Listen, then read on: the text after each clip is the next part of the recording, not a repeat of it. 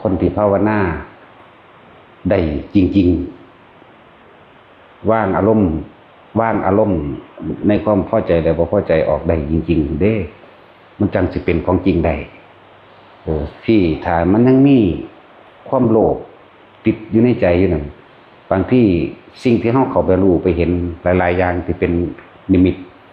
ยังก็แล้วแต่ที่มันโผล่พุดขึ้นมาเองจังซี่บางที่ก็เป็นของปรุงแต่งของหลอกนะนั่นล่ะจึงว่าเรื่องของกรรมเป็นเรื่องละเอียดสลับซับซ้อนเป็นอจินไตยก็ว่าที่พระพุทธเจ้าเพิ่นบ่ค่อยตอบคำถามเกี่ยวกับว่า กรรมเป็นแบบใดเพิ่นว่าอจินไตย4อย่างเรื่องของกรรมของแต่ละบุคคลแหละส่วนมากคนก็สอเอาเรื่องของเจ้าของเองสอเรื่องของเจ้าของเรื่องของเจ้าของแล้วเรื่องของเจ้าของแล้วก็สิต่อเนื่องของเอาไปเรื่องของญาติเจ้าของกับหมายถึงเรื่องของตนคือเก่านั่นบ่ล่ะเกี่ยวกับตนคือเก่านั่นแหละเพิ่นจึงบ่ค่อยตอบโดยเพราะมันเสียเวลาเนิ่นช้าเพิ่นติดตัดเข้าสู่อริยสัจ4โลดแต่ว่าเพิ่นก็เว้ายกตัวอย่างอยู่อุปมาอุปไมยเกิดขึ้นมาให้เปรียบเทียบด้วยว่าอายุของนรกสัตว์นั้นสัตว์นี้ยาวนานแบบนี้อายุของนรกอายุของเปรตอายุของคนอายุของเดรัจฉานจังซี่แต่เพิ่นก็เว้านิดหน่อยแต่สิเอาโดยละเอียดเลยเพิ่นบ่เว้าเด้มันเป็นเรื่องที่ยาวนานแล้วก็เรื่องวิสัยของผู้ได้ฌานคนที่แสดงอิทธิปาฏิหาริย์ต่างๆเพิ่นก็บ่ค่อยตอบเพราะคนที่เอาไปคิดเอาซื่อๆบ่เฮ็ดเอานั่นแหละสั่นกำเนิดของโลกจังซี่เพิ่นก็ตอบอยู่เพิ่นทั้งบ่ตอบทั้งเบิดเด้เพิ่นตอบเฉพาะอคัญญสูตรนี่โลกกำเนิดมาแบบนี้นี่แค่แต้มน้อยๆมันก็พอแห้งแล้วดิตอบน้อยๆนึงเด้นั่นน่ะถ้าสิตอบไปทั้งเบิดเนี่ยอมรโคยานาทวีปเกิดขึ้นด้วยแบบใดปุพเพวิเทหทวีปอุตรกรุทวีปเปิดแบบใดเพิ่นบอกเฉพาะชมพูทวีปคือโลกมนุษย์ที่เท่านั้นเด้เนี่ยเพิ่นก็ตอบอยู่ได้ล่ะในอคัญญะนั่นแหละอคัญญะสูตรไปอ่านเบิ่งเอาละเอียดละอออยู่ในหันทั้งเบิดนี่แค่นั้นอันเดียวนี่นะเพิ่นจึงบ่ตอบทั้งเบิดแล้วก็วิสัยโพธิสัตว์เพิ่นก็บ่ตอบอีกนั่นแหละ อจินไตย4เพิ่นว่าเฮาจะบอกเรื่องความยาวนานอายุของหมู่สัตว์ถ้าสิเว้าเรื่องมหาอเวจีนรกอันเป็นตนลึกสุดนี่มันประมาณบ่ได้เด้เท่านั้นล้านแสนปีเพิ่นจึงบอกว่าเท่านั้นโกฏแสนปีจนว่าเว้าเรื่องของกลับแม่นบ่ล่ะเว้าเรื่องกลับแล้วก็เว้าเรื่องอสงไขยไปเลยนี่อายุของสัตว์นรกแต่ละขันเด่นมหาเวกีนี่นักสุดแล้วแล้วก็โลกวิญญาณนรกนี่แล้วก็อ่อนขึ้นมาแน่สังฆาตะเวตรณีหยังก็ไล่ขึ้นมาตั้งแต่โลโลวะนี่เบาสุดแล้วมันก็พอแห้งแล้วเด้ว่าธรรมดาเด้อายุมันก็นานนั่นแหละบัดนี้ล่ะบ่เรื่องอายุของนรกสิเอาอ่อนๆโลโลวะนรก50 ปีมนุษย์เท่ากับ1วันของโลโลวะนรกไปเปรียบอุปมาอุปไมยเอาเองเด้อ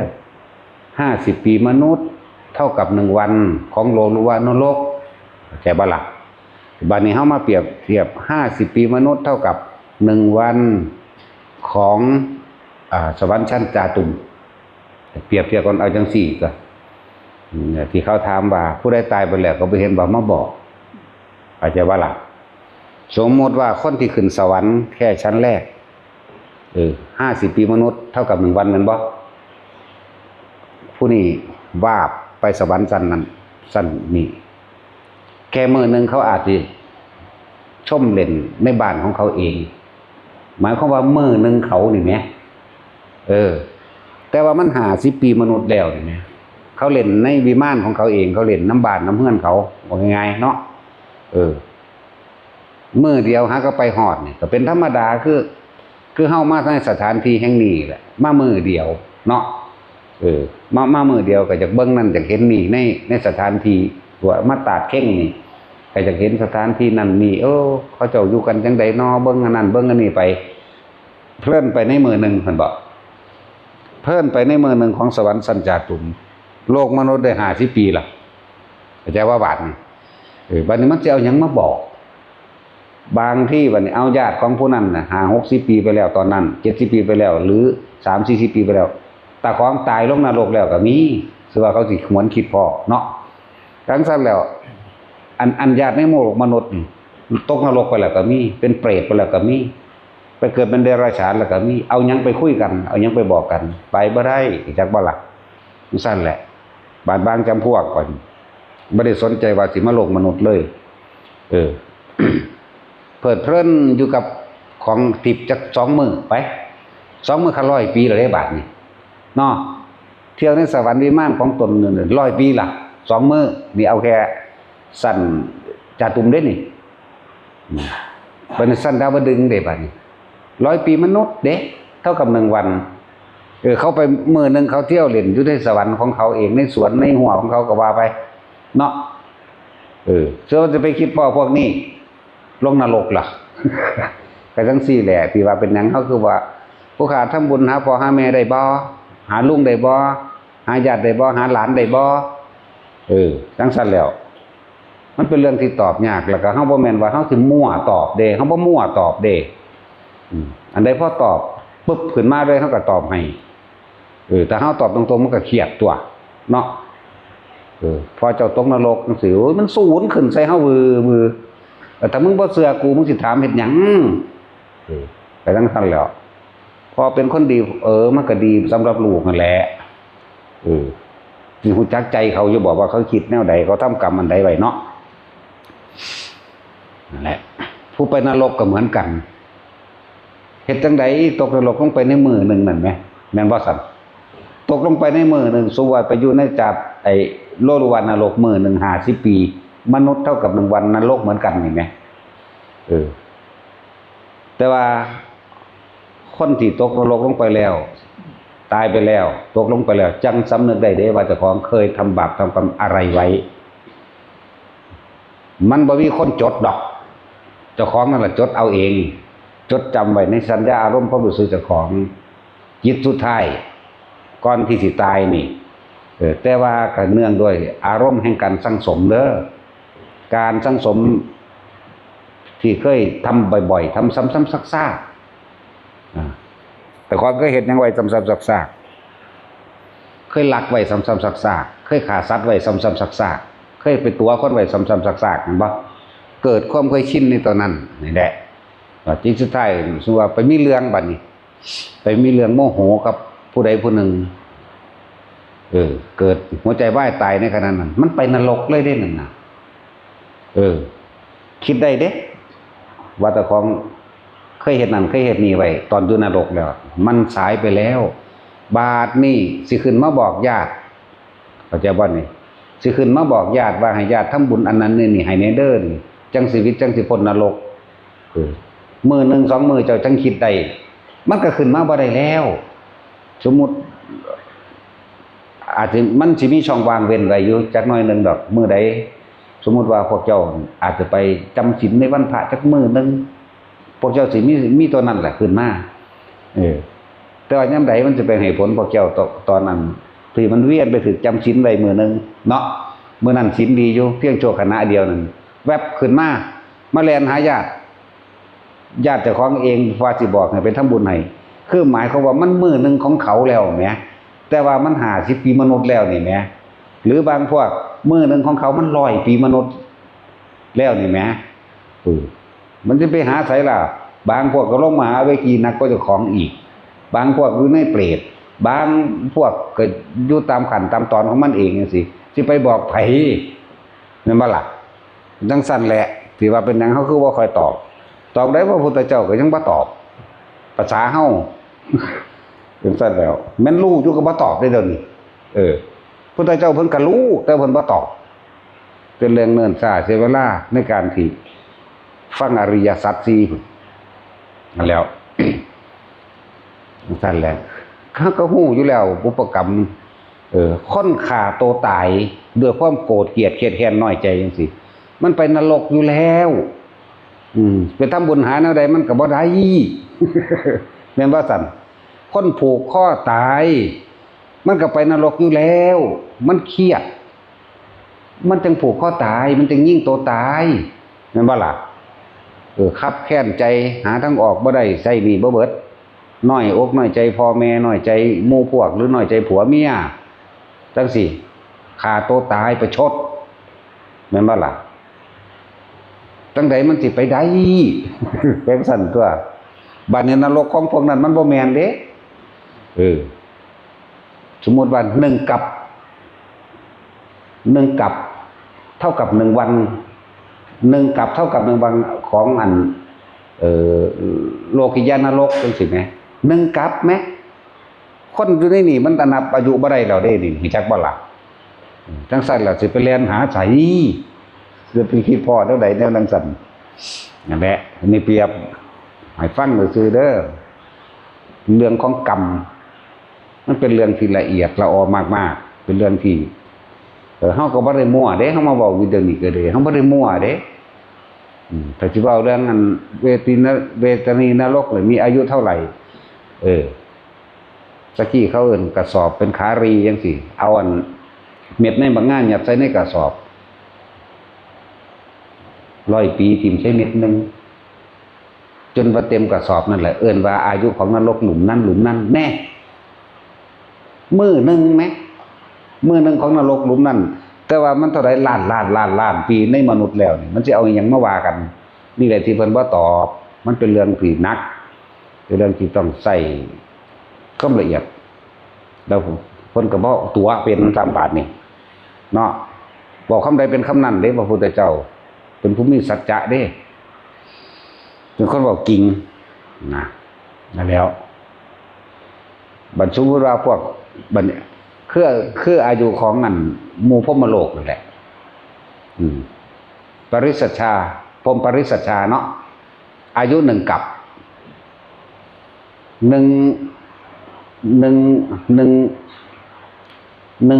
1 กับเท่ากับ1 วันของเขานั่นคืออายุ1 กับไหมแล้วโลกมนุษย์มันเท่าไรแล้ววันนี้มันนับได้อยู่บ่วันอายุมันสิมาบอกกันได้จังไดกูก็เปิดเพิ่นเล่นอยู่ในบ้านใหม่กูสะก่อนด้วยเนาะจังซั่นแล้วสิมาบอกกันหม่องใดทางนี้พุ่นลงมหาเวกีแล้วก็มีเปรตอยู่ก็มีนั่นนี่แล้วก็มีอย่าเอาหยังมาบอกยิ่งพวกอยู่ในอันบ้านนี้ชะกามาภัชรสวรรค์เนาะสวรรค์6 ชั้นมีผัวมีเมียเด้แล้วพวกบางพวกที่เขาทำบุญนั่นนี่หลายอย่างอันเป็นเกิดเป็นบุญจริตมีเรียกว่าเมียทิพย์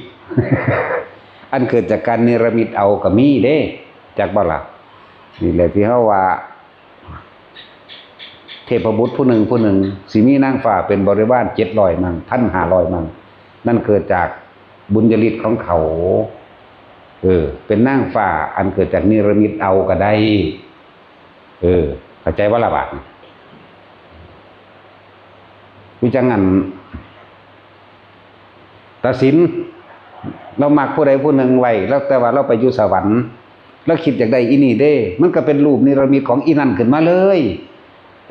แต่ว่าแล้วแต่บุญของไผของมันได้บัดนี้เนรมิตได้ในกรอบนั่น700 นาง700 คนแต่จุ้ยเนรมิตได้15,000 คนจังซี่เจ้าก็เนรมิตเอานี่แหละมันเกิดแบบนี้บ่แม่นเอาคนไปทั้งเบิดดอกอันพวกคนไปนำกันก็ต่างหากเด้มีคือกันเจ้าว่าบ่ปานนั้นคือจังพระอินทร์ถืออีกแล้วพระอินทร์เดือน พระอินทร์ตอนนี้มีเมีย3 คนนี่เป็นพวกจิตวิญญาณขึ้นไปนำกันเลยจักว่าล่ะนี่แต่ว่าเนรมิตเอาอีกประมาณบ่ได้คือกันของเพิ่นนั่นน่ะหลายและกับคนที่ปรารถนาอยากไปเป็นเมียพระอินทร์นี่ก็เป็นจิตวิญญาณขึ้นไปเลยจังซี่นะเป็นโตคือจังเป็นโตคนขึ้นไปจังซี่นะเปรียบเทียบเห็นบ่หาลังเถื่อหาลังมือนางฟ้าเกิดมาใหม่นำเขาอยู่ว่าสั่นขนาดพระโมคคัลลาขึ้นไปก็ยังว่ายังบ่ได้หัวซ่าเห็นบ่เพิ่นก็แล้วนี่ตีนโปกใส่อันเวทยันตปราสาทสะเทือนเรือนลั่นตั้งตกใจออกมาเด้นโอ้โหบ่ได้แล้วกูตัวพระคุณเจ้าบ่ได้แล้วต้องออกมาเพิ่นจังว่าโอ้ยโยมมีธุระมากซั่นธุระอีหยังกันมาฟาดกันกับอีนางฟ้าใหม่อยู่นั่นว่าซั่นจังซั่นแล้วนั่นแหละก็มีอยู่อันประเภทว่าคนที่มีความปรารถนาต่อกันมีอยู่แต่ว่าส่วนมากเป็นเนรมิตมากเนรมิตเป็นรูปนางฟ้าเอา นั่นแล้วเขาสิมาหัวซ่าเจ้าติขึ้นไปนั่งฟ้านั่งสวรรค์ถาอากลากอยู่เหลียวมาเบิ่งตั้งใต้หูอีเฒ่าหูกินฮอดมึงอยู่บ่ เป็นวัดตาสินว่าตาสินไปอยู่ดาวกระดึงโอ้1,500 คนพุ่นเนาะมันสิคิดฮอดอยู่บ่อีฮิปโปบัดเดี๋ยวเดี๋ยวมาเบิ่งอืดหืดอยู่ทั้งเน่าทั้งเหม็นกูว่าสนแล้วกูก็เอาอีนี่แล้ว จังซั่นแล้วนี่แหมมันสิมาเอิ้นหากันอยู่บ่มันธรรมดาเด้แนวจังสิเด้บัดนี้ผู้ไปตกนรกแต่ละอันแต่ละสั่นก็ไล่ลงไปที่โลลุวะนรกจังสิ50 ปีมนุษย์เท่ากับ1 วันของนรกนั่นแม่นบ่ซั่นตาปานรก100 ปีมนุษย์เท่ากับ1 วันของนรกนั่นมหาตาปะ200 ปีไปเด้บัดนั่นไล่ไปเรื่อยที่บัดนี้ถึงสั้นแล้ว จังเวตรณีนรกจังสิแม่มึงบาดนี่เท่าใดล่ะ 1,600 ปีเท่ากับ1 วันของนรกชั้นนั้นนี่แหมอันมึงสิอยู่ฮอด 1,600 ปีอยู่บ่ยากต้องให้7 โคตรมันก็บ่ถึงเด้อนั่นน่ะ แม่นว่าสั่นตัวเพิ่นสิไปว่าหยังกับหนักลงไปอีกเป็นกลับเป็นอสงไขยก็มีแหมทั้งสั่นแหละคืออายุของอรูปภพเป็นอสงไขยเด้บาดนี่1 อสงไขยมั่ง2 อสงไขยมั่ง4 อสงไขยมั่ง8 อสงไขย16 อสงไขยพุ่นเด้ทั้งสั่นแล้วมื้อนึงเขาแม็กอันทั้งนี้มันเท่าใดโลกมันหมุนมุ้ยทีแรกโลกมันจนฮอดอันตรธานแห่งโลกแล้วอันตรธานทั้งกลับแล้วก็มีแม่นว่าซั่นหลายอย่างคือหยังนี่แหละคือความฟังแล้วบ่แม่นเอาไปมวนเด้ฟังแล้วเอาไปสลดสังเวชใจตัวเองถ้าเกิดกูตกนรกเด้นี่แหมฟังแล้วให้ไปเฮ็ดจังซี่ให้ไปสำนึกสำเนียกสำรวจตัวเองในระหว่างเลวกับดีแต่ของเฮ็ดหยังมากๆแม่นบ่แม่นฟังเอาไปเถียงกันเด้ถ้าอยากได้ความละเอียดรอก็ไปเบิ่งตารางมันเขาเฮ็ดไว้อยู่แล้วในพระไตรปิฎกนั่นตารางมันมีอยู่แล้วจักบ่ล่ะตารางอายุมนุษย์อายุสวรรค์อายุนรกมันมีตารางเทียบอยู่ไปเทียบเอาที่เนาะนั่นแล้วในพระไตรปิฎกมีทุกฉบับนั่นแหละตารางอายุนรกแบบนี้อายุสวรรค์แบบนี้นรกแต่ละอันนี่แต่ละแดนแดนทรมานหมู่สัตว์มันมีอายุของมันเขาเฮ็ดเทียบไว้แล้วตารางอายุของสวรรค์ต่างๆของพรหมโลกตั้งแต่นี้ถึง16จนถึง20ปุ่นพรหมโลก20สั้นแบ่งเป็นรูปภพ16อรูปภพ4เลื่อนพรหมโลก20เทวดา6ภูมิเทวดาลูกะเทวดาก็ต่างหากนี่เห็นบ่นี่จังสั้นแล้วนี่มนุษย์เปรียบเทียบอีหยังที่อายุสั้นคือให้มีอายุ7 วันเนาะมันก็ถือว่ามันยืนคักเอาเด้นั่นบัดนี้เพิ่นมาเทียบใส่คนไว้โดยประมาณ100 ปีหรือ80 ปีจังซี่แน่มัน7 มื้อตายแม่นบ่คนมันเท่าไรปีแน่ก็จังซั่นล่ะก็เทียบเอาจังซี่ล่ะเว้ยมันยืนหรือมันบ่ยืนก็ดีมันก็ว่ามันยืนเด้ให้ยุ่งจังซี่นะก็ว่ามันยืนบัดนี้ในเดือนหนึ่งของเฮามันจะชีวิตของให้แล้วแม่นว่าซั่นเพราะว่ามันส่วนมัน7 ชีวิตแล้วบ่แม่นบ่ล่ะนะ2 อาทิตย์4 อาทิตย์นั่น4 อาทิตย์มัน7มัน4 ชีวิตแล้วนั่นเดือนหนึ่ง4 ชีวิตมันแล้วเด้นั่นนี่เฮาหาก็เดือนหนึ่งแม่นบ่มันตายไป4 ศาสตร์แล้วเฮา2 เดือนมันตายไป8 ศาสตร์แต่จังซั่นตัวคือพวกเฮานั่นแหละบัดนี้พวกขึ้นไปสวรรค์บัดนี้ถึงตายจากศาสตร์แล้วมันสิคิดพอกันอยู่สวรรค์บ่เป็นจังซั่นเด้มันม่วนเด้อที่เจ้านั่งฝากงามๆเว้ยของเนรมิตเอาไหมก็เฮาอยากได้อันผู้นั้นผู้นี้ก็เกิดขึ้นรถเด้เกิดขึ้นจากบุญญาฤทธิ์ของเฮาเองนั่นแหละบอกแต่แนวมันนั่นเป็นแต่ไปหลายสวรรค์เนาะแต่ว่าอย่าลืมว่าเมื่อมันเบิดอายุมันก็ลงมาเกิดใหม่เด้ส่วนมากหมู่เทพเทวดาทั้งหลายพรหมทั้งหลายที่บ่ได้เกิดที่บ่มีที่บ่ได้ยินฟังธรรมของพระพุทธเจ้าที่บ่มีสัทธรรมของพระพุทธเจ้าเมื่อหมดอายุแล้ว ตกนรกหลายที่สุดจากบ่ล่ะลงสู่อบายภูมิเด้หลายที่สุดเด้สมัยแต่เก่าก่อนบ่คำสอนของพระพุทธเจ้าหรือธรรมะบ่ทันได้เกิดนั่นบ่เขาได้เป็นเทพเทวดาอินทร์พรหมบ่ได้เป็นคือกันนั่นแหละแต่ว่ามันบ่ประกอบด้วยปัญญาบ่ประกอบด้วยธรรมะปัญญาบ่ประกอบด้วยอริยสัจสี่บ่มีคำสอนบ่ฮู้จักคำว่าอนิจจังทุกขังอนัตตาเขาก็ทำบุญทำทานคือกันเขาไปนึกถึงท่านเคยซอยเหลือคนซอยเหลือสัตว์ซอยเหลือนั่นนี่ปุ๊บจิตสุดท้ายตายไปก็ขึ้นสวรรค์เมื่อไปขึ้นสวรรค์แล้วก็เพิดในเมืองสวรรค์เขาเด้บัดนี้นางฟ้านิรมิตได้ก่อนมันก็เกิดขึ้นมาเองนํมันรอไว้แล้วเข้าใจบ่นี่มันเกิดขึ้นมาเองที่แต่ของนึกนำเด้นั่นแหละคือของก็เพลิดเพลินกับตัวนั้นไปเลยเด้นะแล้วก็บ่ได้คิดได้ว่าเจ้าของสิตายจากเทวดาแล้วลงมาเกิดใหม่จากบ่ล่ะต้นคดอาจจะไปดีแต่ว่าแบบโลกในเบื้องต้นของชีวิตอาจจะทำบาปทำกรรมอันใดที่บ่ดีฆ่าสัตว์ตัดชีวิตลักทรัพย์คนขี้ขามาแต่ว่าสุดท้ายมาแล้วก็มาซอยเหลือคนในระหว่าง 2-3 ปีสุดท้ายที่สิตายนี่แหมไปนึกถึงความดีเจ้าของที่เคยสึกกลับไปเป็นเทวดาไปอะไรที่เอิ้นว่าเทวดาที่เป็นมิจฉาเทวดาพาลมีบ่มีเหมือนคนเดี๋ยวนี้คนพาลก็มีคนที่เป็นมิจฉาทิฏฐิก็มีคนเป็นสัมมาทิฏฐิก็มีเนาะเทวดาพาลก็มีเทวดาดีก็มีจังซั่น เหมือนคนเดี๋ยวนี้แหละพวกเฮาก็เกิดมาแต่บ่เคยได้ยินฟังธรรมเคยคิดถึงว่าเจ้าของสิตายแบบสลดสดหูในเจ้าของเคยบ่ตั้งแต่เฮาเกิดมานี่แหมขนาดฟังอยู่มันยังบ่ได้ถึงพริกถึงขิงได้เดี๋ยวนี้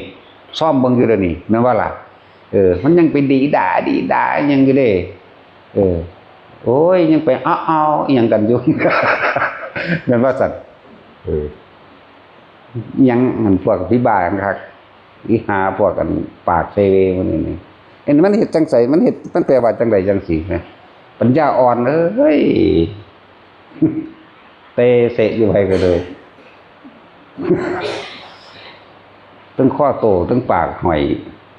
อีหานกูกวันหมาพันธุ์เสื้อเขียว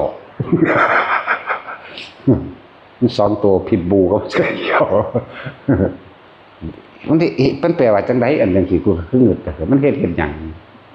เอ้ยนั่นแหละเคยคิดพออยู่บ่ว่าเจ้าของสิตายสลดบึบบ้าบเข้ามาจนเหงื่อตกยางออกเลยบ่ธรรมดาเด้เวลามันเป็นตัวมันตัดตายได้มันธรรมดาเด้แล้วเป็นซ้ำๆซากๆจนว่ามันบ่จนว่ามันเลยย่านตายไปแล้วพุ่นเด้มันเป็นที่แรก 2-3 เทื่อนี่มันบ่ธรรมดาเด้3 คณะ 4 คณะพุ่นเด้ตั้งแต่มันเป็นแบบนี้เป็นแบบยอมรับความตายแบบซิโลล่ะเดี๋ยวก็เหนือตายขึ้นไปได้แล้วนะจักบ่ล่ะนั่นแล้วจังว่าถามแต่ละคนน่ะแต่ของตัวเองน่ะเคยคิดถึงความตายอยู่บ่คิดถึงแต่ความอยากได้เนาะตั้งแต่ตื่นขึ้นมีแต่คิดหาแนวสิได้อย่างเดียวบ่ได้คิดถึงหม่องว่าตายแล้วกูสิไปจังใดเป็นจังใดหรือชีวิตหลังความตายจะเป็นจังใดอีกไม่รู้เนาะนี่แหละมันเพลิดเพลินจังซั่นแล้ว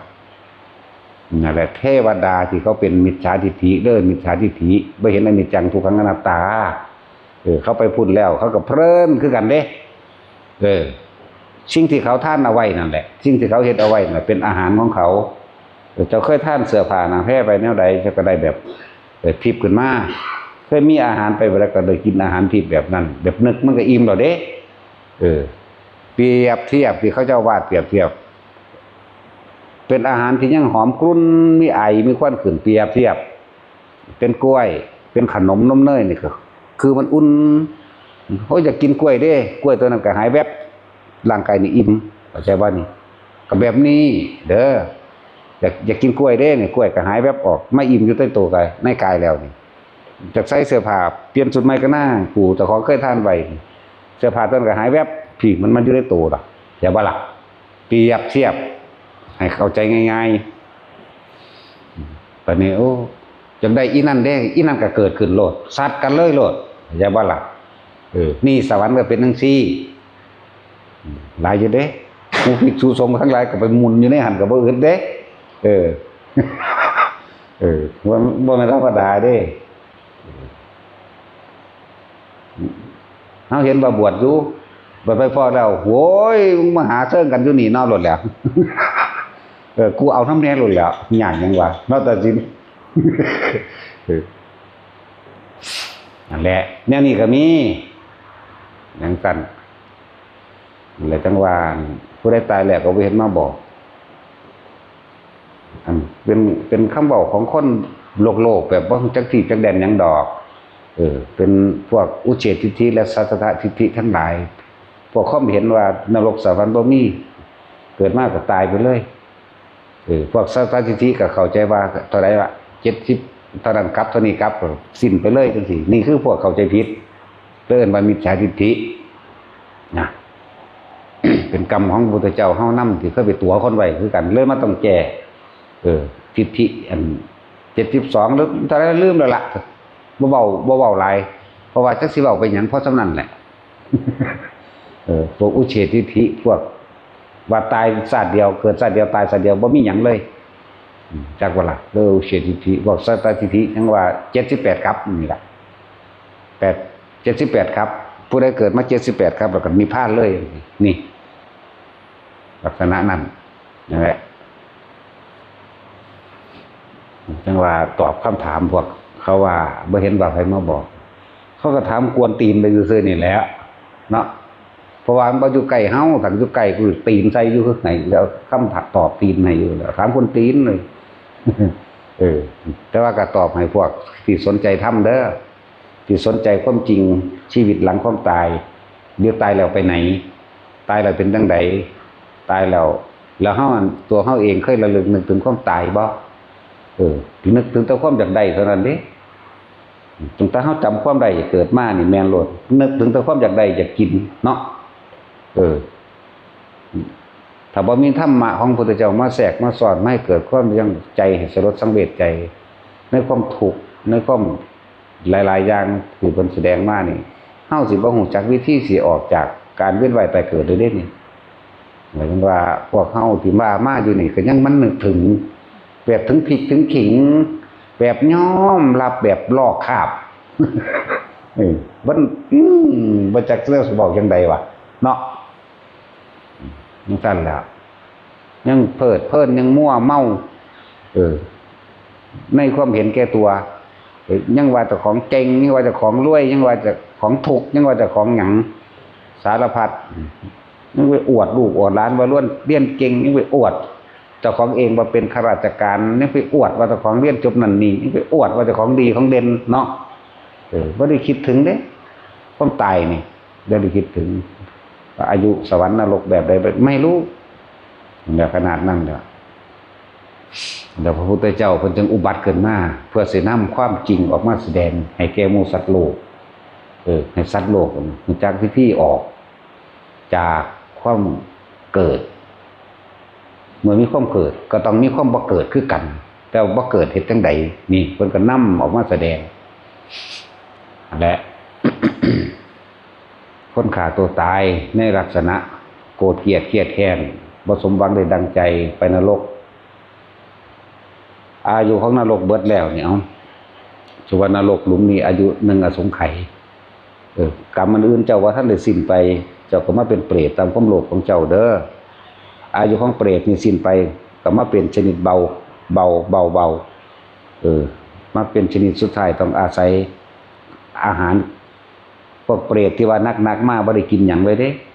แต่ว่าเปรตชนิดอันปรัชตุชีวีเปรตยังพอได้กินบ้างบ่ได้กินนั่นอาศัยการอุทิศของญาติบางประเภทบ่มีญาติอุทิศให้เลยยกตัวอย่างเช่นเปรตญาติพระเจ้าพิมพิสารเข้าใจว่าล่ะตอนเปรตญาติพระเจ้าพิมพิสารนั้นที่แรกบ่ได้เป็นเปรตเลยเป็นสัตว์นรกก่อนบักนานๆเลยเด้มันบ่แม่นแต่สมัยพระพุทธเจ้ากะกุสันโธเด้อพระวิปัสสีพระสิกขีพระกะกุสันโธพระโกณาครสะพระกัสสปะ จนถึงพระโคตมะ7พระพุทธเจ้ากันบ่อ้าวเขาอาจอยู่ในหันหนึ่งอสงไขยเป็นสัตว์นรกจะบ้านนี้เราจังเลื่อนลำดับเขามาคอยมาเป็นเปรตเป็นปรัจจตุชีวีเปรตพระเจ้าพิมพิสารจังมาเกิดพระเจ้าพิมพิสารอาจอยู่พรหมโลกก็ได้อายุสวรรค์สันใดสันหนึ่งก็ได้เห็นบ่ล่ะนี่แหละญาติพวกที่เคยทำกรรมมาหากันจึงได้มาทำบุญอุทิศให้ได้นี่เบิ่งดูน่ะสั่นตัวอันญาติใกล้ๆซึ่งสั่นนั้นอยู่นรกนำกันมันจะยังให้กันเดี๋ยวนี้ขนาดนั้นแหละจะควรสลดสังเวชใจตัวเองแม่ภัยก็ดีไกลๆเอาเบิ่งนั่นไปอย่างพุทธเจ้าแต่ละองค์ในช่วงระยะอันที่ว่าพระวิปัสสีกับพระสิกขีอันตทานตรกัปนั่นแล้วพวกนี้ยุไสเอามหาเวกีพุ่นเด้ออันเพิ่นร่วมประตัดตอนมาซื่อๆได้ว่าเปรตญาติพระเจ้าพิมพิสารมันมาเบาเลยเป็นเปรตชนิดสุดท้ายนี่มันเรียงลำดับตั้งแต่ชนิดที่1จนถึง12คนเด้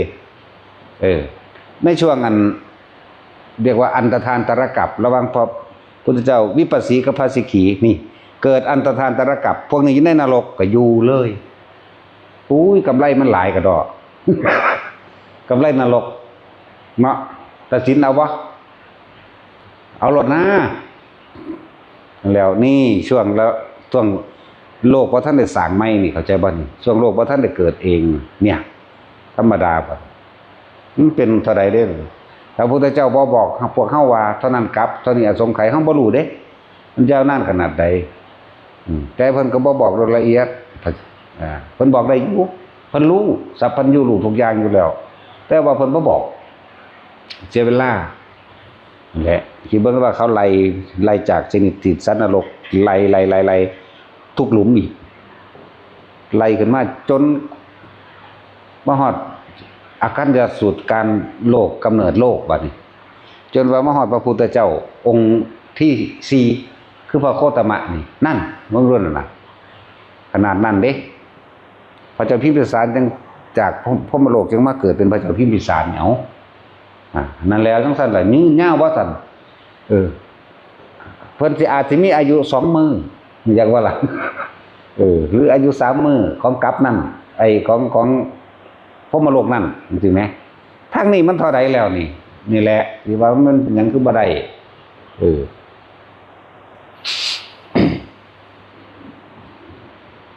7พระองค์7พุทธเจ้าโอ้ยพระวิปัสสีพระสิกขีพระกักุสันโธพระโกณัสสะพระกัสสปะพระโคตมะโอ้6พระพุทธเจ้า6พระพุทธเจ้าพ้นแล้วพ้นไปไสไปเป็นเทวดาเดี๋ยวนี้ก็เป็นเทวดาอยู่แล้วสมน้ำหน้าเห็นบ่นี่เดี๋ยวนี้ก็เป็นเด้เดี๋ยวนี้เขาก็เป็นอยู่นั่นแหละเดี๋ยวนี้ก็ด่าเขาเดี๋ยวนี้แล้วมันก็ฮู้จักว่าเฮาด่ามันซั่นแล้วนี่เดี๋ยวพวกเขามาคิดแต่บวกเข้าเด้อแต่พวกเขาตกไปจังซี่เป็นจังไดทุกคนมันมีโอกาสอยู่แล้วเดี๋ยวนี้ขณะนี้ทุกคนมีโอกาสเปลี่ยนแปลงตัวเองได้อดีตเป็นดวงที่ผ่านมาแล้วเฮาบ่ต้องไปสนใจกับมันก็ได้อนาคตบ่ทันได้ถึงแต่เฮาบ่คิดถึงอดีตอนาคตก็บ่เกิดเป็นหยังเฮาก็บ่รู้อยู่กับปัจจุบันเนาะนี่เด้เอาหม่องนึงเด้บัดนี้นั่นแหละบอกเรื่องเพิ่นเขาเจ้าก็บ่ค่อยเทศดอกในจังซี่มันเป็นเรื่องที่ละเอียดละออมันก็ยกนำขึ้นมาเป็นตัวอย่างในนิดๆหน่อยๆเทียบฟัง อายุของอรูปภพมันเป็นอสงไขยอายุของภพมันเป็นกลับซะก่อน1กลับ2กลับ4กลับ8กลับไล่ขึ้นไปเท่าโตตัวบัดนี่แม่นบ่ล่ะไล่ไปเท่าโตได้บัดนี่4กลับ8กลับละ16 32ไปเลยเด้คุณแหละจนฮอดอนาคามีถ้าผู้ใดได้อนาคามีเราบ่มีปัญหาดอกมันสิยาวเท่าใดก็สร้างกูบ่มาเกิดอยู่แล้วจังซั่นไล่ไปที่สัน12 13 14 15 16เดี๋ยวอนาคามี5เนี่ยในสุทธาวาส5ชั้นที่อยู่ของสัตว์ทั้งหลายผู้จะถึงซึ่งความบริสุทธิ์แต่ยังไม่ถึงความบริสุทธิ์แต่ผู้จะเข้าถึงความบริสุทธิ์เรียกว่าสุทธาสุทธาวาสวาดเป็นที่อยู่ของสัตว์ผู้จะเข้าถึงความบริสุทธิ์เดี๋ยวว่าละบาทนั่นแล้ว จะมีอุปหัจจะปริภายีเห็นว่านี่อุทังคโตโสนี่นะไล่ไปเรื่อยก็แบบเขาก็ลืมเลยล่ะนั่นแล้วมันเป็นอย่างคือว่าอุปหัจจะอุทังคโตโสมันเป็นอย่างคือจะอุปหัจจะอีกโอ้สารพัดถ้ามันหอดบางหันก็สร้างมันดอกไม่ใช่ว่าล่ะเพราะว่ามันบ่ลงมาเกิดลงมนุษย์อีกแล้วอย่างอื่นๆมันบ่เกิดแล้วนี่อายุเท่าไรก็สร้างตายจากสวรรค์ตายจากพรหมโลกสั้นนี้ขึ้นสั้น2สั้น3สั้น4 5จบนิพพานเลยจริงไหมเวลาจนถึงอาการนิตคามินีนั่นแหละจบไปเลยนั่นแล้วยังละลืมละสุทัสสาทุทัสสีอาการนิตกายยังว่าไปกันแหละลืมแล้วละนี่เป็นหลักการผลของลืมมันเป็นเรื่องของหลักการนะนั่นแหละพวกเขามีโอกาสแล้วก็เป็นเรื่องที่ทุกคนทำได้บ่แม่นเรื่องยากพยายามอยู่กับตนเองคือลมหายใจคืออุณาโลมทำความรู้สึกอยู่ในกายผู้ใดสิรู้มากรู้ไม่เพียงใดก็ช่างเถิดส่วนมากมันเป็นความรู้จริงบันไดดอกที่ว่าพวกกูรู้หมดทุกอย่างยกเว้นตัวกูนี่นักเด้จากปะละสู่ความรู้สึกตัวไม่ได้ด้วยความรู้อะไรจะสู้ความรู้สึกตัวในตัวเองเขาบอกอยู่เรื่อยๆเดี๋ยวเขาบอกความรู้สึกตัวในตัวเองกายเวทนาจิตจิตเวทนากายส่วนมากเขาไปรู้สึกตัวอยู่กับผู้อื่นเนาะพอเข้าใจบ่เด้อ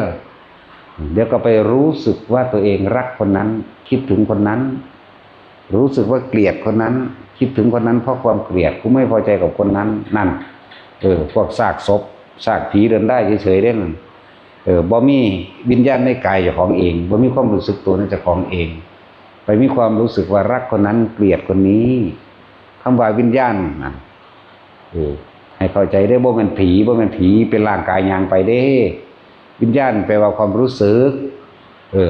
ที่ร่วมเขาแล้วว่าเป็นความรู้สึกทั้งใจเฮานี่แหละ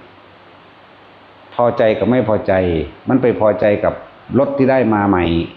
พอใจกับทองพอใจกับเงินพอใจกับอาชีพพอใจกับยศถาบรรดาศักดิ์พอใจกับการเลี้ยนพอใจกับการแสวงหาเงินเนาะนี่นะเลยเอิ่นว่าคนบ่มีหอดวิญญาณในตัวของเองวิญญาณตาวิญญาณหูวิญญาณจมูกวิญญาณลิ้นวิญญาณกายวิญญาณใจเลยเอิ่นว่าความรู้สึกเป็นความรู้สึกที่พอใจและไม่พอใจโดดไปโดดมากับคนนั้นคนนี้อันเกิดจากตาหูจมูกลิ้นใจรูปรสกลิ่นเสียงสัมผัสอารมณ์ความรู้สึกนี่แหละคือใจพูนไปคิดถึงคนนั้นคนนี้ไปพอใจเลี้ยงงัวเลี้ยงควายอยู่พุ่นพวกเลี้ยงงัวพุ่นคิดหาหม้องเลี้ยงงัวไว้แล้วตั้งแต่นอนอยู่พุ่นนั่นบ่นั่นแล้วมื้ออื่นเอาไปทางนั้นกันทางนี้โอ้ยหม้องนั้นสั่งคนปลูกแตงลัดเอาไปพุ่นดีกว่าเว้ยพี่ดีกว่าเว้ยบางที่ก็ผู้เลี้ยงบ่หลาย2ตัวนึง2ตัวหากากน้ำตาลหาเฟื่องว่านั่นนี่มันก็น่าเอาห้ำก็น่าหญ้าบางอันบางนี้ก็น่าเด้แน่นั่นแหละเอิ้นว่าบ่ได้มีวิญญาณในตัวเองไปพอใจแต่กับการหาพุ่นหาพี่ได้พุ่นได้พี่มีพุ่นมีพี่เด้สำคัญคือความรู้สึกตัวเด้อคนที่ฟังเรื่อยๆสิเข้าใจอยู่ดอกแล้วก็คนที่ทำได้ก็เข้าใจดียิ่งขึ้นไปอีกนะแล้ววิธีฝึกหัดปฏิบัติให้ตัวเองพ้นออกจากวัฏฏะสงสารวัฏฏะแปลว่าหมุนแปลว่าวนอยู่ในหลอบอันเก่าอยู่ในความเป็นเดิมๆสงสารก็คือความคิดจากว่าอันเหตุถึงสัตว์ทั้งหลายเวียนว่ายตายเกิดวัฏฏะสงสารเจ้าเวียนว่ายตายเกิดอยู่ในวงล้ออันนี้บอกเพราะว่าเจ้าคิดถึงอดีตปรุงแต่งอดีตอนาคตจึงเกิดจะว่าล่ะอันสิไปเลี้ยงงัวก็คิดถึงหมู่บ้านไปทั้งนั้นแล้วหญ้าเบิดแล้วล่ะมั้งแม่นบ่ณอดีตว่าล่ะมื้ออื่นเอาไปพูดดอกนั่นแหละทุกคิดถึงอดีตแล้วอนาคตก็เกิดพร้อมอารมณ์ความรู้สึกเกิดพร้อมจะว่าล่ะอย่างสั้นจึงบอกว่าคนมันบ่มีความรู้สึกตัวเองตนไปพอใจกับบ่พอใจอยู่กับสิ่งอื่นแต่เฮามีความรู้สึกในตัวเองนี่เป็นอุเบกขาลมหายใจรู้สึกอยู่กับลมหายใจเข้าออกนึง รู้สึกอยู่กับอาการปิติประโมทที่เกิดขึ้นในกายเจ้าของเองนึงเพราะสั้นเพิ่นสิว่าหลักสูตรนี่นะกายเวทนาจิตธรรมสติปัฏฐาน4นี่แหละเอสัมมาโควิสุทธิยาอันเป็นของง่ายแล้วเป็นหนทางแห่งความบริสุทธิ์อันเป็นหนึ่งอันเป็นเอกาหรือเอสะนี่จากว่าล่ะนี่อายุแค่นี้แค่ว่าเฮานึกถึงลมหายใจเข้าและออกอาการปิติเกิดก็ทรงมันอยู่แค่นี้รักษาไว้แค่นี้จึงเอิ้นว่าทรงฌานและเจริญฌานลมหายใจเข้าออกปิติเกิดนี่เป็นปฐมฌานแล้วปีตินั่นแหละเป็นเครื่องยืนยันว่าเป็นฌานเพ่งอยู่ในอารมณ์ที่เป็นหนึ่งความรู้สึกอันเป็นหนึ่งพร้อมซึ่งหนึ่งนี่คืออุเบกขาตัวอุเบกขาตัวนี้แหละสิเป็นตัวสติกว่าสิเป็นตัวความรู้สึกกว่าสิเป็นตัวรู้กว่ารู้สึกตัวว่านี่ความคิดตอนนี้ไม่หนีไปไหนยังอยู่ในกายยังมีเวทนายังอยู่ในจิตจิตในจิตสติกำกับจิตสติกำกับความคิดบ่ให้มันไปคิดถึงสิ่งอื่นถึงเอิ้นว่าสร้างกรรมฐานขึ้นมาอันใดอันหนึ่ง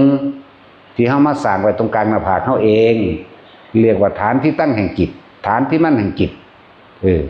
ก็จะว่าล่ะฐานอย่างนี้ออกจากฐานที่ตั้งแห่งจิตก็ว่า ถึงว่าเน้นย้ำแต่ละคนอย่างนี้ออกจากฐานสมาธิบัดนี้จิตตั้งมั่นในความสงบมันก็ต้องอาศัยฐานเป็นที่ตั้งนั่นแหละจิตตั้งมั่นมันตั้งกับหยังเนาะจิตโดยลำพังโดยลอยของมันเองเลยเป็นไปบ่ได้คือเฮาชีวิตความเป็นอยู่ของคนที่บ่มีธรรมอาศัยอีหยังเป็นอาหารความอยากเห็นบ่อาหารใจของเขาไหมอาหารใจของเขาอยากได้นั่นอยากได้นี่คิดปรุงแต่งไปหมุนวนอยู่เนาะแต่ว่าคนที่ฝึกกรรมฐานแล้วนี่อาหารใจของเขาต้องเป็นอาการปิติเฮาให้เลือกถูกแต่เฮาเกิดมานี่มีแต่ความอยากได้อันนั้นแหละเป็นเครื่องอยู่ของใจเขาอันนั้นแหละเป็นอาหารของใจเขาที่เขาสังสมมาเรื่อยอยากได้นั่นอยากได้นี่แสวงหาไปหาไปในการพบพ่อหมู่ในการคุยกับหมู่ย่อมมีอารมณ์พอใจมั่งบ่พอใจมั่งแม่นบ่ล่ะนั่นแหละเป็นอาหารของเขาก็อารมณ์ความรู้สึกที่พอใจมั่งไม่พอใจมั่งโกรธมั่งเกลียดมั่งรักมั่งคิดถึงมั่งเป็นห่วงมั่งกังวลมั่งนั่นแหละคืออาหารของหมูสัตว์ผู้มีความโลภก็อันนี้กษัตริย์เหมือนกันเพียงแต่ว่ามันยังเป็นหนึ่งเป็นผู้มีจิตหนึ่งเพ่งอยู่ในความรู้สึกที่เป็นหนึ่งนั่นแหละคือรู้สึกโตเพื่อยังเพื่อที่จับความจิตเจ้าของบ่ให้มันหนีจากกายย่านี้จากกายเวทนาจิตต้องอยู่ในเวทนากายเวทนาจิตเนี่ยจึงบอกว่าให้ทำความรู้สึกตัวอยู่แค่นี้แหละอยู่นวงอยู่กลางหน้าผากเฮาโลดถ้าความรู้สึกนี้หายแสดงว่าไปอยู่กับผู้อื่นแล้วไปมีความรู้สึกกับผู้อื่นแล้วเด้อพูดพอใจมั่งบ่พอใจมั่งกับผู้อื่นบุคคลสัตว์สิ่งของแม้กระทั่งดินฟ้าอากาศโมโหให้ดินมันแข็งขุดบักจกบ่เข้าศูนย์ให้มันนั่นแหละไปเอาความรู้สึกไปโมโหบ่พอใจดินโมโหให้ฟ้ามันแดดโพดมันร้อนโพดโมโหให้ลมโมโหให้ร้อนโมโหให้หนาวแม่ว่าล่ะนั่นแหละไปเอาความรู้สึกไปเอาวิญญาณไปหันบนแล้วไปรองรับเอาสิ่งเหล่านั้นมาเป็นอาหารกริงคลาวาหารยังก็ว่าไปในภาษาเพิ่นเนาะมันเป็นบาลี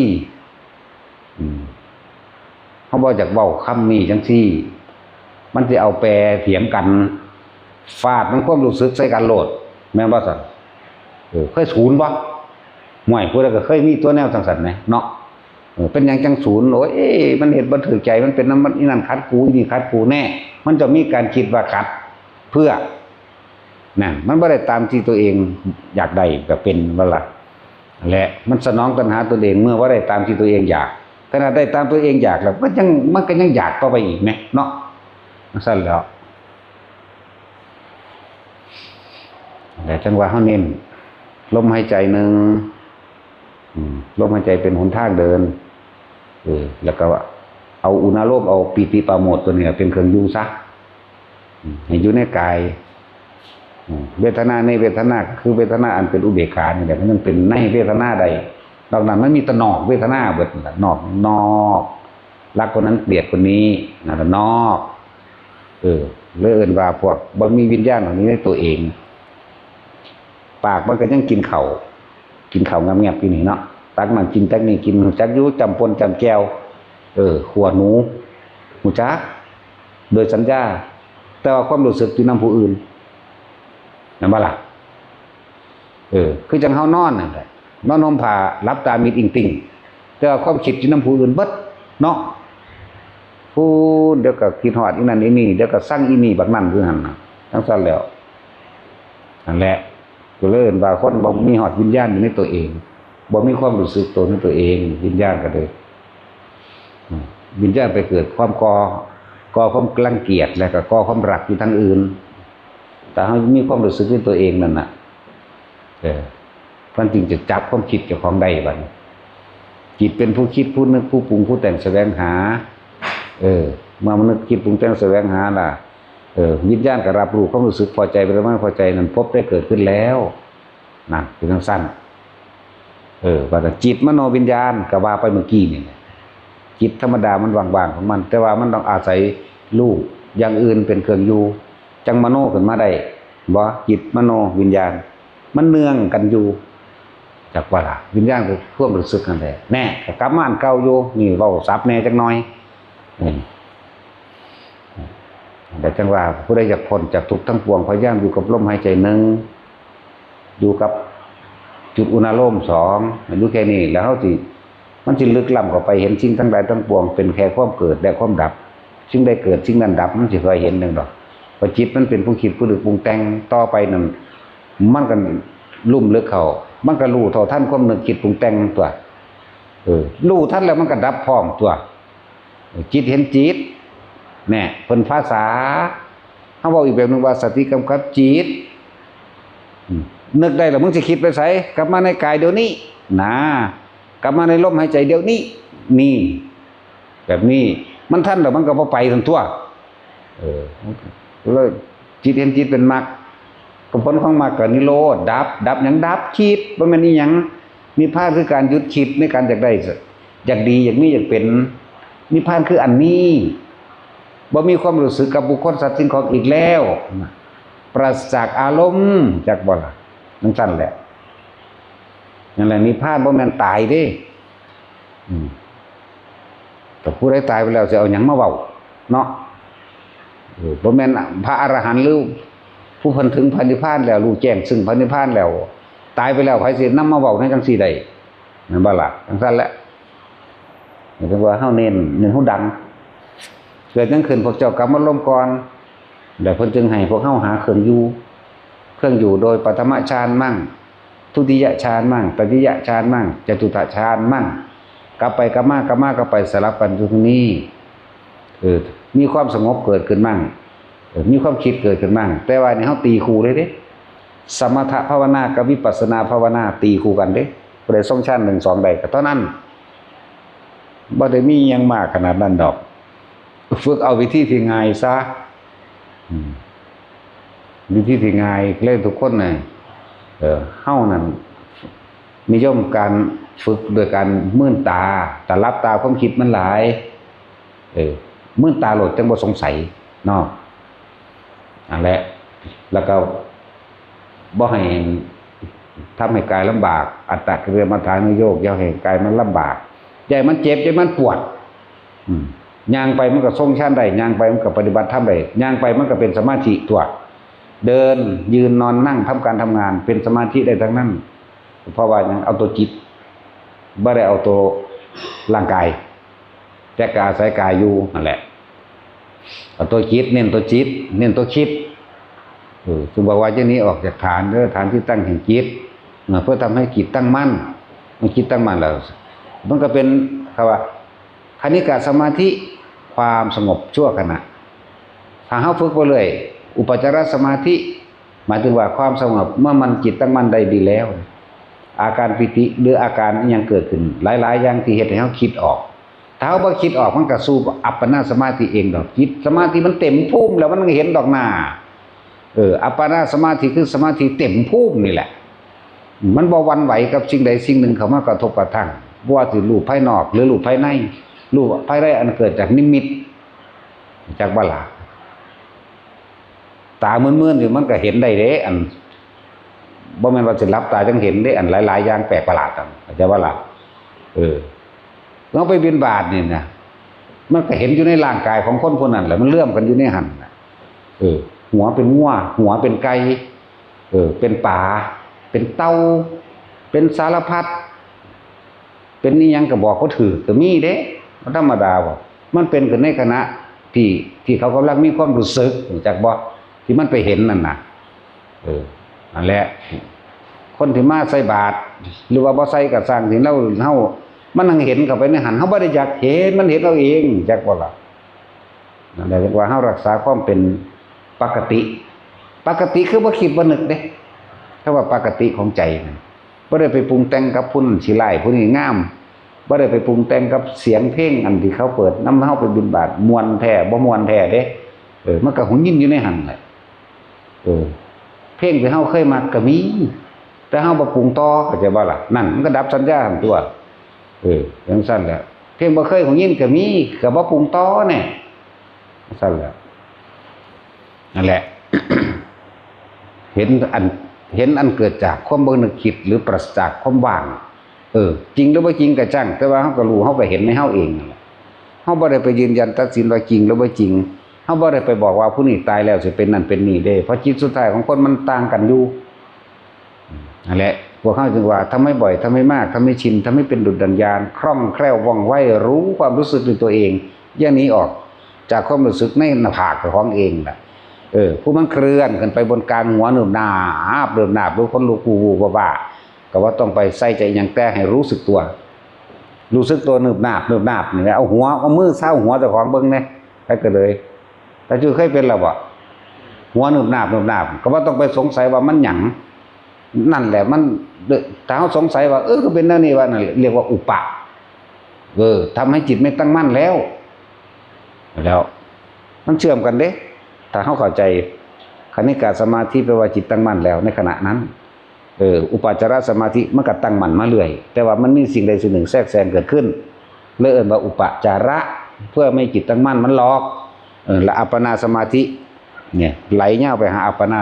ถ้าบ่สนใจหยังเลยมันก็บ่เป็นหยังเลยอัปปนาสมาธิภาวนาจิตตั้งมั่นในความสงบนั่นนั่นแหละมันยังสิเกิดหยังขึ้นก็ตามมันบอกนำมาคิดนะเห็นรูปนิมิตอันเป็นปฏิภาคนิมิตภายในขณะเฮามันมีอยู่นั่นนะก็บ่นำเขามาคิดสมมุติว่าเทวดามันก็รู้โดยสัญญาว่าเทวดาเนาะเป็นผีแบบนั้นแบบนี้เป็นเปื่อยๆเน่าๆแบบนั้นแบบนี้มันก็บ่นำมาคิดแน่มันก็เลยสักแต่ว่าเห็นบ่ว่าซั่นก็ถามไผแต่สินก็เห็นจักเทื่ออยู่บ่แล้วซากแต่ไปเห็นนั่นตัวมยอมอยู่นี่โอ้ยบอกว่าถูกได้แต่ละอันแต่ละอย่างอันตัวมยอมเพราะว่าเนี่ยจังสันมาหาเฮามันหลายจักบ่ล่ะพอเฮาเปิดปล่อยให้โอกาสคนผิดให้เขามาพ่อเขาอยู่ไกลเฮามันเขาสิรับอาหารบ่ได้เขากินหยังบ่ได้มันก็มีห่มเปรียบเสมือนลูกว่าอยู่ในใต้ห่มไม้ใหญ่ๆมันก็เย็นอยู่ดีกว่าทั้งร้อนทั้งแสบใส่ตัวเนาะของเฮาเปิดโอกาสให้สัตว์ทั้งหลายเหล่านั้นด้วยแล้วพวกเทวดาเขาก็นี่ดิกระแสเสียงที่เฮาแสดงออกไปมันเฮาก็เรียกว่าใส่สัจจญาธิฐานกระแสเสียงถ้ามันดังไปหาประมาณบ่ได้มันก็ไปของมันตามที่เฮาสัจจญาธิฐานไว้นั่นแหละเขาบ่มากก็ได้มันก็เหมือนอยู่ใกล้เหมือนกับอยู่แสดงตรงหน้าแน่จังซั่นตรงเขาหูดีก็คนอยู่ในนี่ซั่นตัว นั่นมันก็เป็นอาหารไผอาหารมันเปรตในแค่ต้องการอาหารเพื่อบรรเทาความหิวบางที่นี่ก็แค่ต้องการเสื้อผ้าเพื่อป้องกันความอายบางประเภทคือต้องการที่อยู่อาศัยบางประเภทต้องการธรรมะจากบ่นี้ต้องการแสงแห่งธรรมะแสงแห่งความจริงนั่นแหละถึงว่าอาหารมันเกิดคนละอย่างคืองัวกับควายมันก็กินหญ้าเนาะเฮาจะเอาเหนื่อยมันกินอยู่บ่นั่นแหละอาหารของหมูสัตว์ต่างๆมันต่างกันอยู่เอาอันเนื้อหมูไปงัวกินควายกินมันกินอยู่บ่ได้บ่กินเด้เนาะ เอาไปให้หมากับเสือบางรู้มาสวบโลดนั่น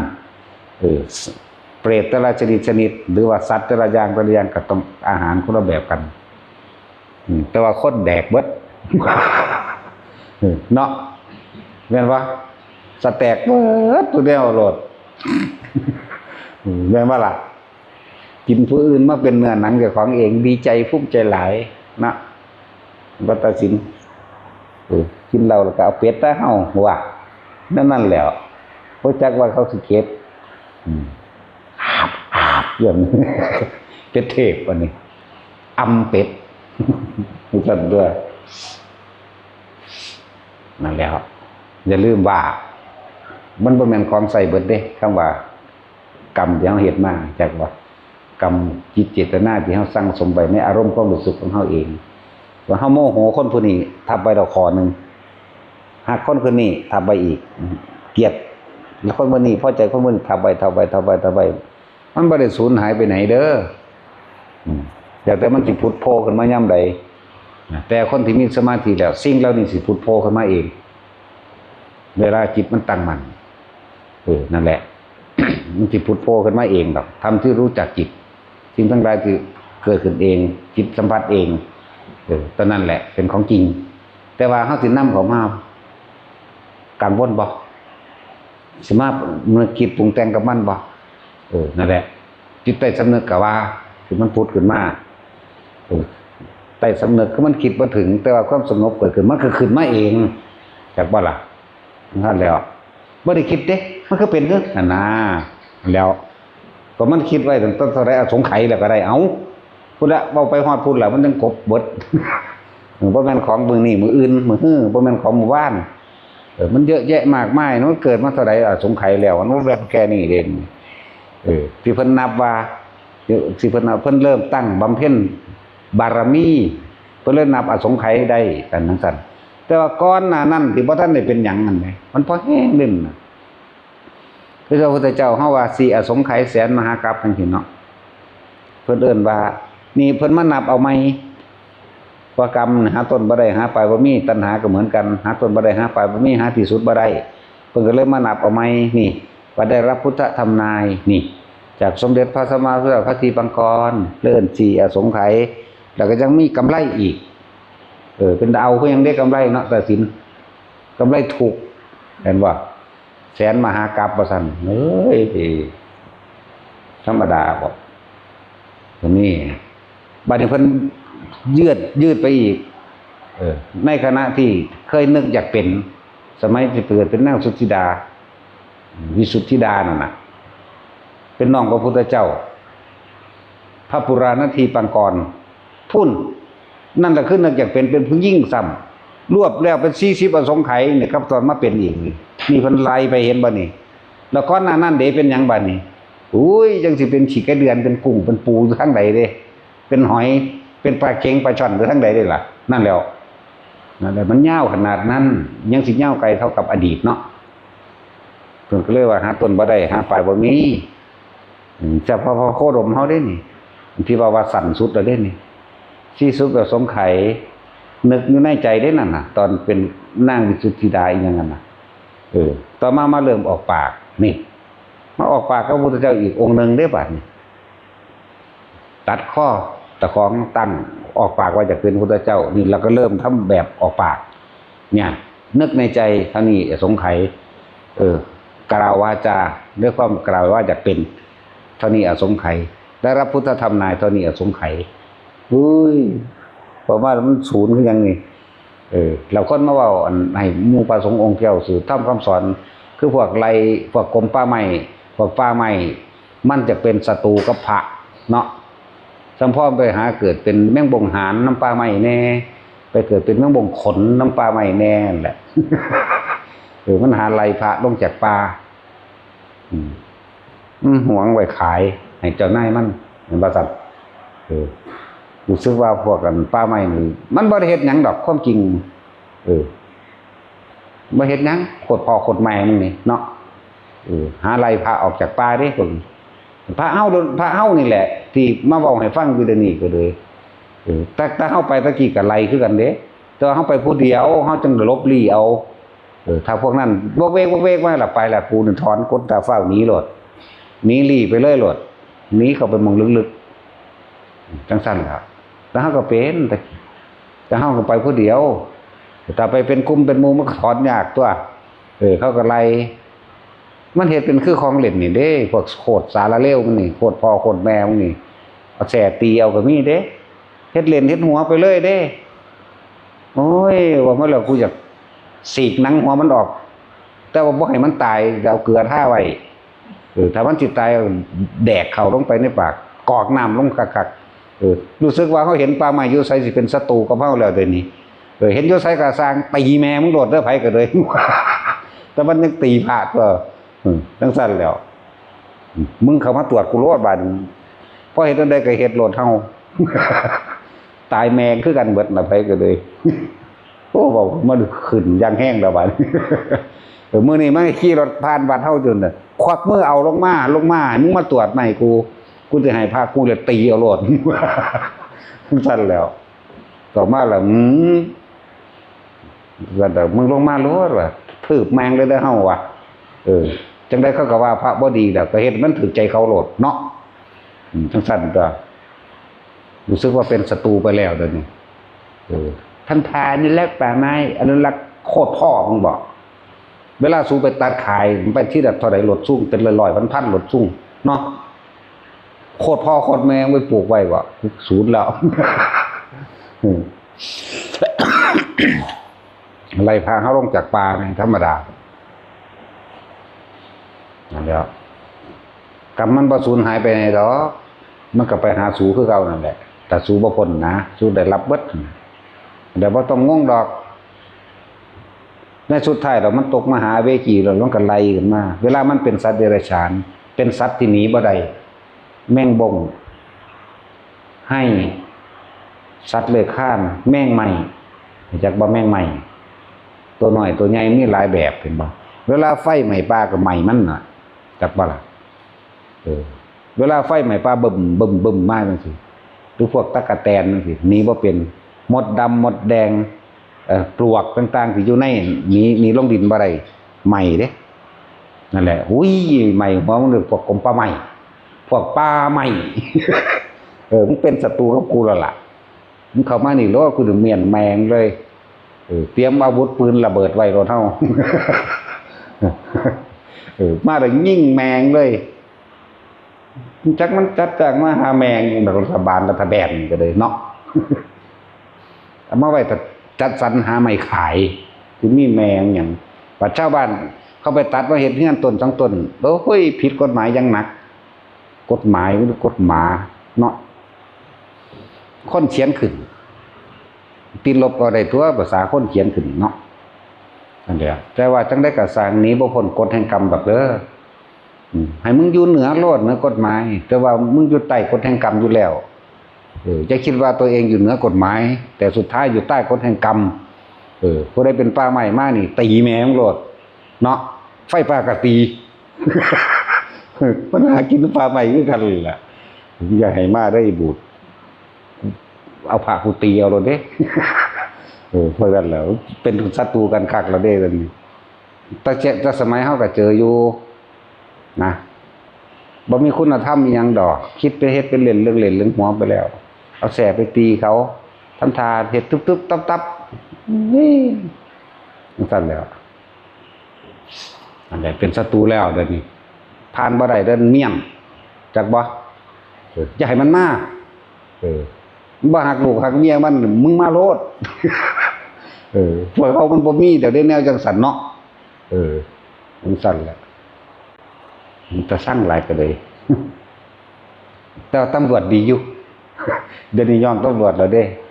ดีอยู่เวลาไปบิณฑบาตนั่นนี่ก็เบิกรถให้ตำรวจในเมืองนี่แหละดีสุคนอยู่แต่ว่าป้าใหม่บ่ดี รู้จักว่าล่ะแต่ดีตัวเขาก็เห็นอยู่แม่เนาะไปบิณฑบาตเขาก็ราคาเบิกรถให้บางหันมื้อนี้เด้ตำรวจเมืองอำนาจดีอยู่แต่ว่าป้าใหม่อำนาจนี่บ่ดี รู้จักว่าล่ะถ้ามันมาบางใดก็สร้างเริ่มเมียนแมงโลดเห็นบ่ คือจังเขาเอาใหม่มาถวายมาท่านมาสั่งวัดสั่งว่ามันมาอายัดไว้จากได้เงินเฮาไหมไปตีราคา700,000กว่าโลดโอ้ยแล้วมาเอาไหมมามึงสิลงรถได้บ่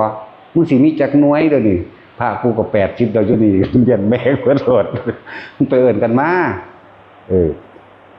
ก็ดอกขึ้นว่ะเนาะ บัดชาวบ้านเขาไปตัดใหม่น้ำให้น้ำหน้าเขาพิษกันหนายเลยมันไม่ประโยชน์เนาะ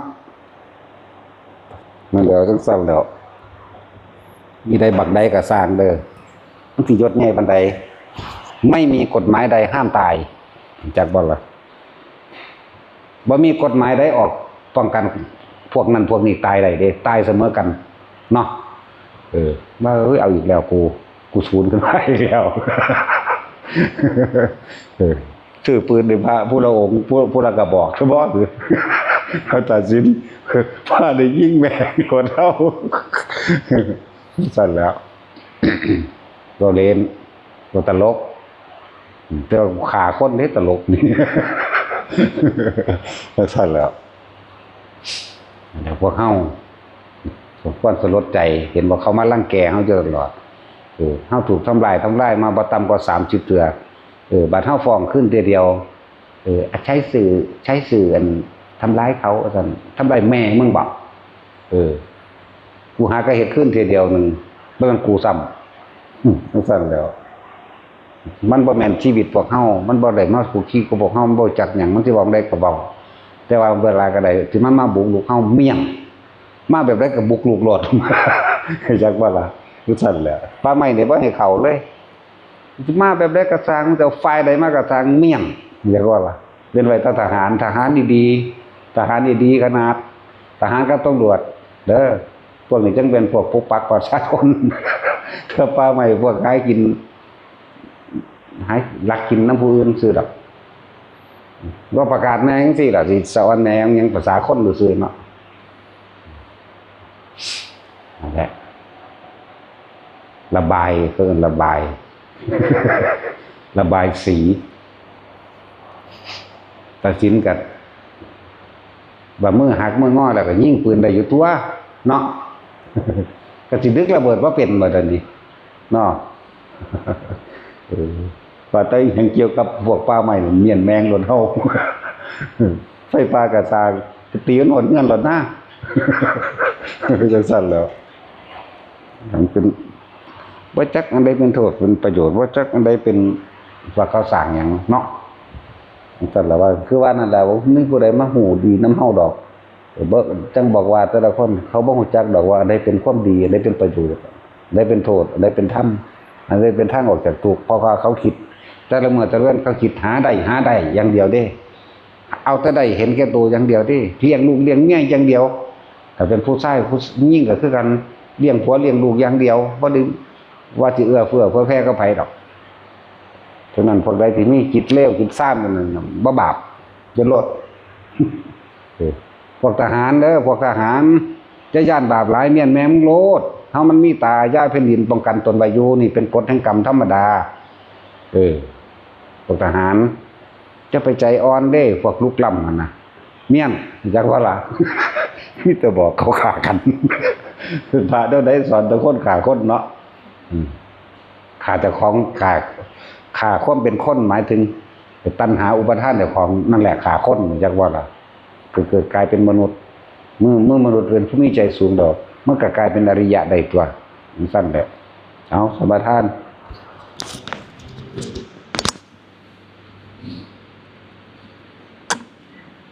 นะโมตัสสะภะคะวะโตอะระหะโตสัมมาสัมพุทธัสสะนะโมตัสสะ